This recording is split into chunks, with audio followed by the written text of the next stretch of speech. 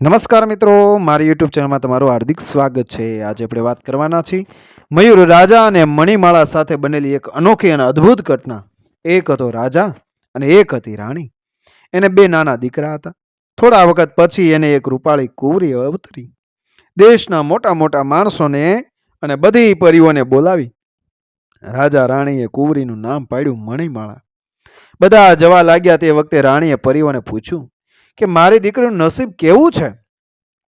પરીને આ વાત કહેવાનું મન નહોતું, પણ રાણીએ બહુ જ આજીજી કરી. રાણી કેમેય જવા દે નહીં, એટલે પરીઓએ કહ્યું કે તમારી કુંવરીને લીધે તમારા દીકરાઓને માથે બહુ દુઃખ પડશે. કદાચ એ મરીએ જાય. રાણી તો આ વાત સાંભળીને કલ્પાંત કરવા લાગી, પણ એણે જોઈને કાંઈ કહ્યું નહીં. ત્યારથી રાણી બરાબર ખાય નહીં, પીએ નહીં, છાની માની બેસી રહે. રાજા કહે, રાણીજી બોલો, શું થયું છે તમને? મોઢું કેમ ઉતરી ગયું છે? રાણી ખોટું ખોટું કહે કે તળાવમાં નાવા ગઈ હતી, ત્યાં એક જોડ હીરાની બંગડી પાણીમાં પડી ગઈ. રાજાજી કહે, બસ આ જ વાત છે? બોલાવો સોનીને અને ઘડાવો બીજી 6 જોડ હીરાની બંગડી. 6 જોડ હીરાની બંગડી ઘડાવી તોય રાણીજી ખાય નહીં, પીએ નહીં, રાતે પાણી રોયા કરે. રાજા કહે, રાણીજી વળી શું થયું? રાણી કહે, બગીચે ફરવા ગઈ હતી, ત્યાં કાંટા ભરાણા ને સોનેરી સાડી ફાટી ગઈ. તરત જ રાજાએ હુકમ દીધો કે બીજી 50 મણીમોતી જડેલી સાડીઓ કરાવો. 50 સાડીઓ આવી તોય રાણી ખાય નહીં, પીએ નહીં, ડળક ડળક રોયા કરે. રાજાજી કહે, રાણીજી ખરેખર તમે કઈ વાત સંતાડી રાખી છે? સાચું કહો, શું થયું છે? રાણીએ પરીઓની વાત કઈ બતાવી. સાંભળીને રાજાને ફાળ પડી. એને કહ્યું કે કુંવરીને મારી નાખી. રાણી તો છાતી પર રોતી રોતી બોલી, ના ના, એ બને નહીં. પછી બે જણાએ નક્કી કર્યું કે જંગલમાં એક કિલ્લો બંધાવીને તેમાં મણિમાળાને રાખવી. રાજમહેલની પાછળ એક મોટું જંગલ હતું. ત્યાં મોટી મોટી દિવાલો વાળો એક કિલ્લો બંધાયો ને રાજકુંવરીને એમાં રાખી. રોજ સાંજે રાજા રાણી બે કુંવરને લઈને કુંવરીને મળી આવે. એમ કરતા કરતા ઘણા વરહ વીત્યા. રાજા રાણી મરી ગયા એટલે મોટો કુંવર ગાદીએ બેઠો છે. એક દિવસ એણે પોતાના ભાઈને કહ્યું, બહેન, મણિમાળા બિચારી બહુ દુઃખી થાય છે. નાનપણથી જ આ કિલ્લામાં એને શા માટે પૂરી છે? ચાલો આપણે એને અહીં લઈ આવીએ.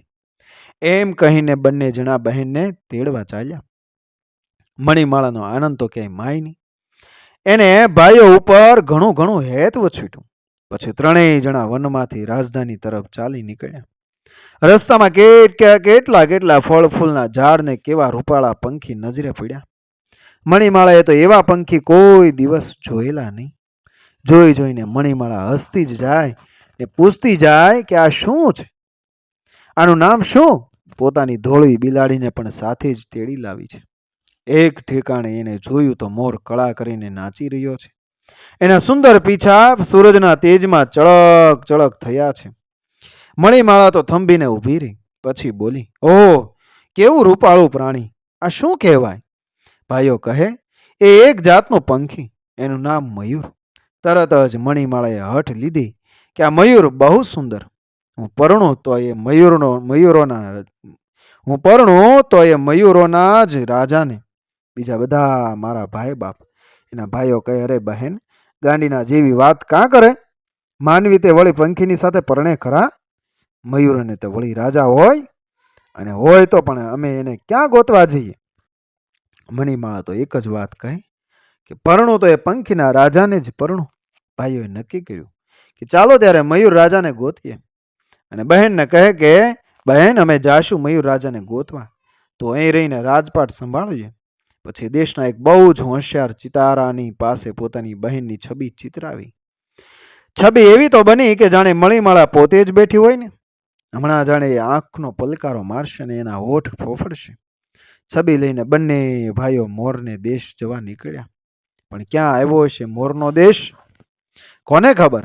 બે જણા કેટલા કેટલા દેશ ભટક્યા, કેટલા કેટલા પહાડ વળોટી ગયા, કેટલા કેટલા વન વિંધ્યા, પણ ક્યાંય પત્તો મળે નહીં. બે ભાઈ રસ્તે ચાલતા વિચાર કરે છે કે મયુરોનો રાજા નહીં મળે તો આપણી બહેન પરણશે નહીં. એટલામાં ભર ભર ભર એવો અવાજ સંભળાયો. જુએ ત્યાં તો આકાશમાં ટીંડાના ટોળે ટોળા ચાલ્યા. ટીરડાના ટોળે ટોળા ચાલ્યા. એ કહે, ભાઈઓ અહીં શું કામ આવ્યા છો? મોટો ભાઈ કહે, મોર પંખીનો દેશ ક્યાં આવ્યો ભાઈ?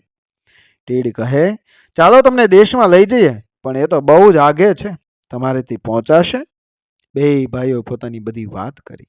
એટલે ટીડ ભેગા થયા, એક ઝાડની ડાળ ભાંગીને તેના ઉપર એ બે ભાઈઓને બેસાડ્યા. પછી ડાળ ઉપાડીને બે ભાઈઓને લઈને તીડ મોરપંખીને દેશ ચાલ્યા. 90,000 ગાવ આગે દેશ. ત્યાં જઈને જુએ તો ઠેકાણે ઠેકાણે મોર. ધરતી ઉપર મોર, આકાશે મોર. કોઈ મોર રમત કરે છે, કોઈ નાચે છે, ને બધા એવા ટહુકાર કરે છે કે 3 ગાવ આગેથી પણ અવાજ સંભળાય. મોરપંખીના દેશમાં તો આવ્યા, પણ એના રાજા આગળ શી રીતે જવાય?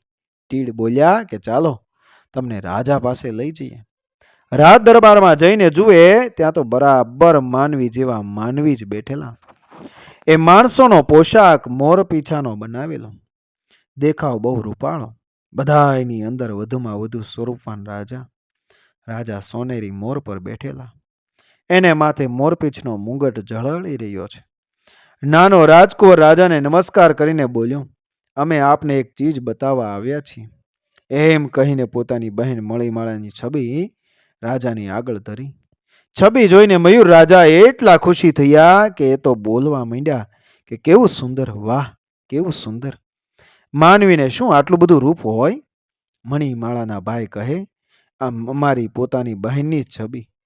આ મારા મોટા ભાઈ છે, આપની જેમ એ પણ એક દેશના રાજા છે. એ સાંભળીને મયુર રાજાએ બેઉ ભાઈની બહુ જ મહેમાન ગતિ કરી. પછી તે બોલ્યા કે પરણું તો આપની બહેનને જ પરણું, બીજી બધી માં બહેન.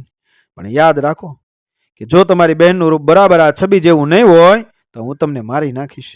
ભાઈઓ કહે ભલે. પછી બહેનને તેડવા પોતાના રાજમાં માણસો મોકલ્યા.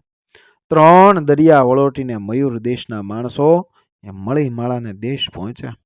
મણીમાળાને એ માટે એક સુંદર નૌકા સાથે લીધેલી. એ નૌકાની ચારે તરફ મોરના જ ચિત્રો. એમાં બેસીને મણીમાળા મોરપંખીના દેશ તરફ ચાલી નીકળી. સાથે પોતાની ધોળી બિલાડીને પણ લીધેલી. બીજી એક બુઢી દાય અને બુઢીની એક દીકરી પણ સાથે હતી. નૌકામાં બેસી મણીમાળા વિચારે છે કે ઓહ, ક્યારે મોરપંખીના દેશમાં પહોંચું. બુઢી દાયના મનમાં થાય છે કે મારી દીકરીને મયુર રાજાની રાણી કેવી રીતે કરું. બુઢીના પેટમાં આવી દાનત હતી, એની મણીમાળાને શી ખબર. એક રાતે મણીમાળા સૂતી છે, એની સફેદ બિલાડી પણ એના પલંગ ઉપર સૂતેલી. એ સમયે બુઢી દાય અને એની દીકરી બેઉ ઉઠ્યા. બેઉ જણાએ રાજકુંવરીના પલંગ ઉપાડ્યો, નૌકામાંથી દરિયામાં મેલી દીધા. કોઈને ખબર પડી નહીં. બીજે દિવસે નૌકા મોરપંખીના દેશ પહોંચી. રાજાજીએ પાલખી મોકલી. રસ્તામાં બેઉ બાજુ ઝાડ ઉપર હજારો મોર બેઠા બેઠા માથા ઊંચા કરીને જોઈ રહેલા કે ઓ કન્યા આવે, ઓ આપણા રાજાજીની રાણી આવે. એટલામાં ઝળક ઝળક થતો પોશાક પહેરીને બુઢીની દીકરી નૌકામાંથી ઉતરી. બધા મોર તો જોઈ રહ્યા. એક મોર બોલ્યો, શું જોઈને આ ડાકણે આવો રૂપાળો પોશાક પહેર્યો હશે? બીજો મોર બોલ્યો, અરે રે, આપણા રાજાજીની દાસી શું આટલી બધી કદરૂપી હશે? ત્રીજો મોર ચીસ પાડતો આવ્યો કે ભાઈઓ, એ જ આપણા રાણીજી. એ સાંભળીને બધા મોર કેહું કેહું કરતા દુઃખની બૂમો પાડવા લાગ્યા. બુઢીની દીકરીને બહુ જ ખીજ ચડી. એ બોલી, પીટ્યાઓ, પહેલા એકવાર મને રાણી થઈ જવા દો, પછી તમારી વાત છે. કન્યાનું રૂપ જોવા મયુર રાજા પણ આવ્યા. એણે તો કન્યાને જોઈ કે તરત એનું મોઢું રાતું ચોળ થયું. રાજા કહે કે અરર, મારી મશ્કરી. જાઓ, લઈ જાઓ એ બે ભાઈઓને બંદીખાનામાં. 7 દિવસ પછી ગરદન મારજો. રાજકુમાર તો કાંઈ એ ભેદ સમજ્યા નહીં અને અફસોસ કરવા લાગ્યા. આ તરફ મણીમાળાનું શું થયું? એનો પલંગ તો તરતો તરતો ચાલ્યો. મણીમાળા અને એની બિલાડી બેઉ હજુ તો ઊંઘતા હતા. થોડી વારે બિલાડી જાગી. જુએ તો ચારે બાજુ પાણી. એ તો મ્યાઉ મ્યાઉ કરવા લાગી. પલંગની ચારે બાજુ મોટા માછલા વીંટળાઈ વળ્યા. ત્યાં તો રાજકુંવરી પણ જાગી. જુએ તો ક્યાં નૌકા, ક્યાં એના માણસો અને ક્યાં પોતે. પલંગ ઉપર એકલી એ પાણીમાં તણાતી જાય છે ને ચારે તરફ મોટા માછલા. એવા મોટા માછલા કે આખા પલંગને ગળી જાય. 2 દિવસ સુધી પલંગ પાણીમાં તણાતો ગયો. છેવટે પલંગ એક મછવા સાથે ભટકાયો. મછવા ઉપર એક ડોસો બેઠેલો. હાથી દાંતની નકશીવાળા પલંગ ઉપર રેશમી પથારીને એના ઉપર આવી દેવાંગના જેવી સ્ત્રીને જોઈને ડોસાએ એને મછવા ઉપર લઈ લીધી. ખાવાનું આપ્યું. મણિમાળા ખાઈ પીને તાજી થઈ. એણે બધી વાત ડોસાને કહી. ડોસો કહે, રડશો નહીં, આ એ જ મોરો પંખીનો દેશ છે. રાજકુમારીને બિલાડી મચવામાં જ રહ્યા. રાજકુમારી રોજ બિલાડીને શહેરમાં મોકલીને કહે કે રાજાની થાળી ઉપાડી લાવજે. બિલાડી રોજ દરબારમાં જાય, ખાવાની થાળી તૈયાર થાય. રાજાજી જમવા પધારે ત્યાં તો બિલાડી થાળી ઉપાડીને પલાયન કરી જાય. મચવામાં જઈને ત્રણેય જણાએ ભોજન જમે. એક દિવસ, 2 દિવસ રાજાજીનો થાળ રોજ ગુમ થવા લાગ્યો. રાજાજીને નવાઈ લાગી. એક દિવસ રસોઈયો સંતાઈ ગયો. બિલાડી થાળી ઉપાડીને ભાગી એટલે રસોઈયો પાછળ ચાલ્યો. મચવામાં સંતાઈને જુએ ત્યાં તો બધો ભેદ સમજાયો. રાજાજીને બધી વાત કરી. રાજાજીએ ત્રણેય જણાને તેડાવ્યા. આંખો રાતીચોળ કરીને પેલા બુઢાને ધમકાવા જાય ત્યાં તો એની નજર રાજકુમારી ઉપર પડી. રાજા હેબતાઈ ગયો. આ તો પેલી છબીમાં ચિતરેલી રાજકુમારી. અરે, છબીના કરતા પણ કેટલું બધું રૂપાળું એનું મોઢું. ટગર ટગર રાજા જોઈ રહ્યું. રાજકુમારી હસતી હસતી અબોલ ઊભી રહી. રાજા કહે, બોલો કુમારી, કયો તમારો દેશ? શી રીતે અહીંયા આવ્યા? મણિમાળાએ બધી વાત કહી. રાજાએ બંદીખાનામાંથી રાજકુમારોને તેડાવ્યા. આજ બરાબર 7મો દિવસ છે. રાજકુમારે જાણ્યું કે હાય હાય, મરવાનું ટાણું થઈ ગયું. ત્યાં તો માણસોએ આવીને સલામ કરી અને ગાડીમાં બેસાડીને રાજા પાસે લઈ ગયા. જઈને જુએ ત્યાં તો બહેનને દેખી. ત્રણેય ભાંડું ખૂબ રડ્યા. પછી હસ્યા. મયુર રાજા પણ ત્રણેય જણાને પગે પડ્યો. પછી તો ધામધૂમ સાથે મયુર રાજા મણિમાળા સાથે પરણ્યા અને પેલી બુઢીની કદરૂપી છોડી ક્યાં, એ તો ક્યાંય ને પલાયન કરી ગઈ. મિત્રો, વિડીયો પસંદ આવ્યો મારી ચેનલ સબસ્ક્રાઈબ કરો, ફોલો કરો, શેર કરો. મળીએ આવી જ ઘટનાને પ્રેરણાદાયક વાર્તાઓ સાથે આગળના વિડીયોમાં. બન્યા રહેજો મારી ચેનલ સાથે. રાધે રાધે.